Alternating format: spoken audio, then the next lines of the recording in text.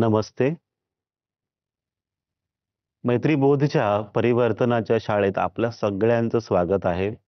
आज आपण एक प्रश्न घेणार आहोत. हा प्रश्न विचारलेला आहे वाणी शर्माजी यांनी आणि छान प्रश्न आहे. आपण जेव्हा आध्यात्मिक मार्गावरती जेव्हा वाटचाल करत असतो, कधी ना कधी, कुठे ना कुठे हा प्रश्न येतोच. त्यांच्या आप्तेष्टांनी, त्यांच्या जवळच्याच लोकांनी त्यांना असा प्रश्न विचारला, की तुमचे गुरुजी असताना सुद्धा आम्हाला तुमच्यात काही परिवर्तन दिसत नाहीये.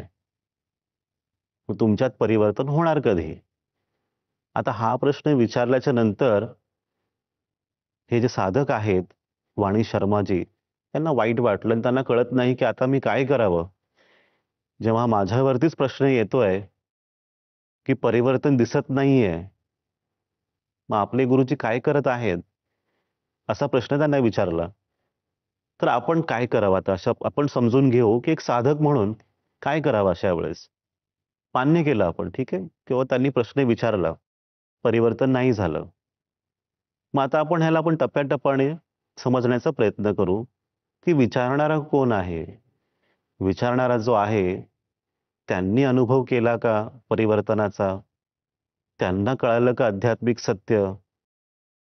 जे न्यायनिवाडा करत आहेत, जे सांगत आहेत, की बाबा तुमचा अनुभव पूर्ण झालेला नाही. तुम्हाला सत्य कळालेलं नाही. तुम्ही परिवर्तनाचा अनुभव करत नाही आहात. हे ज्यांनी स्वतःच अनुभव केलेला नाही, मग त्यांचा प्रश्न आपण किती गांभीर्याने घ्यावा, हे आपणच ठरवावं. दुसरं असे असू शकतं कधी-कधी लोकं प्रश्न विचारतात, आपलीच लोकं प्रश्न आपल्याला विचारतात अपेक्षेपोटी. त्यांना असं वाटतं, की तुम्ही अजून काहीतरी चांगलं करावं.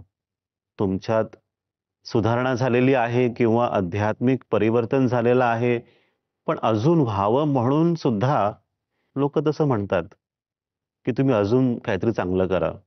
कित्येकदा असं असतं, की 10 मित्र आहेत, त्याच्यापैकी 9 मित्र सिगारेट ओढतात आणि 10वा नाही ओढत. त्याला आवडत नाही सिगारेट. मग 9 मित्रांसाठी 10वा जो मित्र आहे, तो चुकीचा आहे, वाईट आहे, तो बिघडलेला आहे. जे 9 मित्र आहेत त्यांनाही माहीत आहे, सिगारेट ओढणं हे तुमच्यासाठी चांगलं नाही. तुमच्या आरोग्यासाठी चांगलं नाही, हानिकारक आहे. हे माहीत असून सुद्धा 10वा मित्र ह्यांच्यासाठी वाईटच आहे. हे आपण ठरवावं. तुम्ही जर 10वा आहात, मग 9 लोकांची जी मतं आहेत तुमच्या बाबतीत, किती सत्य आहे, किती योग्य आहे, ते तुम्ही ठरवा. दुसरी बाजू अशी, की एक शिष्य होते किंवा एक फकीर आहेत आणि हे फकीर चांगलेच सिद्ध फकीर आहेत. एकदा क्रोधित झाले ते आणि त्यांच्याच एका जवळच्या भक्ताने त्यांना दगा दिला. एक विश्वासघात केला, त्यांना राग आला आणि त्यांनी ठरवलं, की हा व्यक्ती ज्या गावात राहतोय, त्या संपूर्ण गावालाच मी आता शाप देणार आहे. कोणीही तिकडे वाचणार नाही. तिकडे आजार येईल, रोग येईल लोकांसाठी. त्यांना पिण्यासाठी पाणी मिळणार नाही, दुष्काळ येईल, असं खूप काही त्यांनी ठरवलं क्रोधापोटी, की नाही मी आता त्यांना सोडणार नाही. माझ्याशी त्यांनी दगा केला. मी विचार करत असतानाच एक शीख गुरु आहेत, प्रथम गुरु, गुरु नानक जी आहेत, त्यांनी त्यांना समजावलं, त्यांच्यापर्यंत पोहोचले आणि सांगितलं, "तुम्ही बाबा असं का करत आहात? प्रत्येक व्यक्ती ईश्वराचेच पुत्र आहेत आणि तुम्ही प्रत्येकासाठी दयेचा भाव ठेवा, प्रेमाचा भाव ठेवा.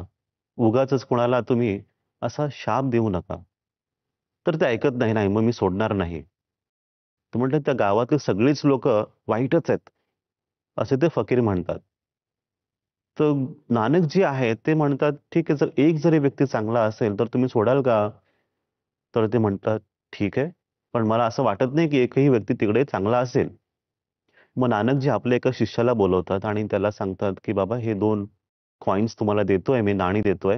ही 2 नाणी घेऊन तुम्ही जा आणि 2 चिठ्ठ्या तुम्हाला देतोय, कोऱ्या चिठ्ठ्या आणि गावात जाऊन कुठल्याही दुकानात ते दोन्ही नाणी तुम्ही द्या आणि त्यांना सांगा, एका कागदात आम्हाला सत्य हवंय आणि एका कागदात आम्हाला मिथ्या हवंय, जे खोटं आहे, असत्य."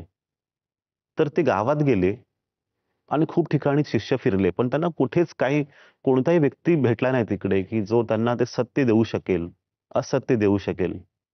मग शेवटी एक दुकानदार होता. त्यांना ते कळालं, की काय चाललंय म्हणून. त्यांनी ती 2 नाणी घेतली आणि चिठ्ठीमध्ये त्यांनी लिहून दिलं, सत्य आणि असत्य. चिठ्ठ्या घेऊन ते शिष्य आपल्या गुरुजींकडे पोहोचले. नानकजीला त्यांनी चिठ्ठी दिली आणि त्यांना सांगितलं, की हे सत्य आणि हे असत्य. त्यांनी उघडले आणि वाचलं आणि त्यात लिहिलं होतं, मृत्यू सत्य आहे आणि जीवन मिथ्या आहे. हे वाचल्यानंतर आणि ऐकल्यानंतर ते जे फकीर आहेत, त्यांना कळालं, की खरोखर ह्या गावात एक चांगला साधक तरी आहे. एक तरी व्यक्ती चांगला आहे या गावामध्ये. आणि ज्याप्रमाणे त्यांनी शब्द दिला, त्यांनी मान्य केलं, की मी आता कुणालाही शाप देणार नाही. पण हे एकाच व्यक्तीला मी दंडित करेन. तर सांगण्याचा मुद्दा इथे असा, एक व्यक्ती, फक्त एका व्यक्तीमुळे ते संपूर्ण गाव त्या शापापासून मुक्त झालं. मग विचार करा, जर एक जरी व्यक्ती अनुभव करत असेल परिवर्तनाचा, सगळ्या समाजाचं कल्याण होतं. संपूर्ण समुदायाचं, देशाचं कल्याण होतं. जरी एक व्यक्ती परिवर्तनाचा अनुभव करत असेल तर. तुम्ही त्या मार्गावर आहात. लोकं प्रश्न विचारणार. तुमची तयारी किती झालेली आहे? तुम्हाला अजून किती पुढे जायचं आहे? हे तुमच्या आजूबाजूचे लोकच तुम्हाला सांगतील. तुमची परीक्षा होईल, तुमच्या गुरूंची परीक्षा होईल. तुम्ही ज्या पथवर चालत आहात, ज्या मार्गावर चालत आहात, तो मार्ग तुमचा सत्याचा असेल, मग तुम्हाला पुढे चालावंच लागेल. न थांबता, न थकता. हा मार्ग मुक्तीचा मार्ग आहे. आनंदाचा मार्ग आहे. लोककल्याणाचा मार्ग आहे. एक जरी व्यक्ती त्या अनुभवासाठी तयार असेल तेव्हा. तुम्ही ह्या गोष्टीपासून काय शिकला असाल किंवा काही प्रश्न असतील, तर नक्कीच आम्हाला कळवा. आपण पुन्हा एकदा पुढच्या आठवड्यात एक नवीन विचार घेऊन भेटू. एक नवीन सूत्र घेऊन भेटू. आपल्या सगळ्यांचं कल्याण हो, आपल्या सगळ्यांचं मंगल हो. नमस्ते.